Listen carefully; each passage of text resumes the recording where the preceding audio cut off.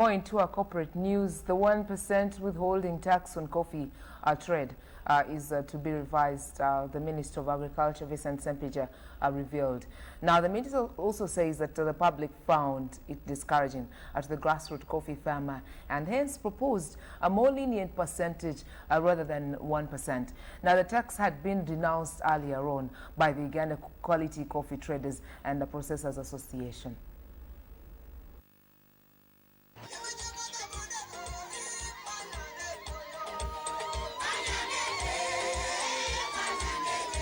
The joy and pampering show to the Minister of Agriculture, Fisheries and Animal Husbandry, Ssempijja, was as regards to his appreciation of the role of women and as well as the announcement that the 1% withholding tax levied on coffee trade is to be revised by government. We said that let's start slowly, but I think 1% is not slowly. So I have made a report to the Minister of Finance and the Prime Minister to revisit the tax measure of 1%, and of course when government take a decision, the public will be informed.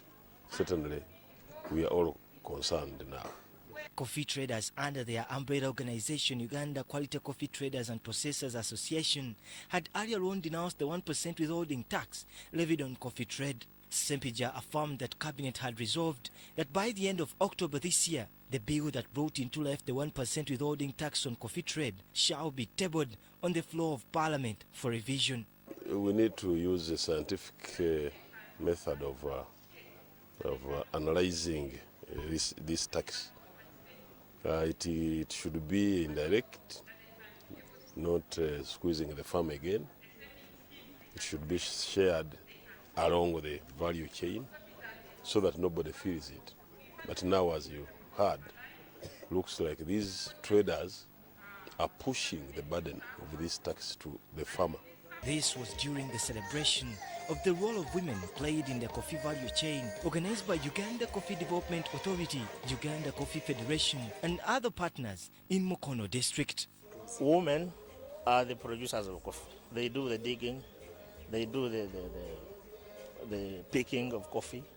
But unfortunately, when it's time for marketing, now the man comes in. The man comes in. So we have gender issues there.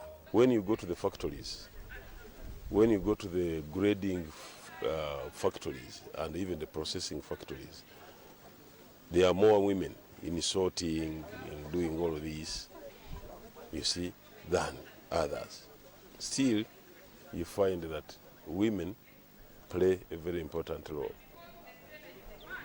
to make us get this coffee where we get it. It was observed that women in coffee need to be awarded to encourage their participation even in the upper end of the coffee value chain. You need to be proactive in order to be recognized. And we hope that from here we will have deliberations to actually follow up and ensure that what we are discussing David Matovu for UBC.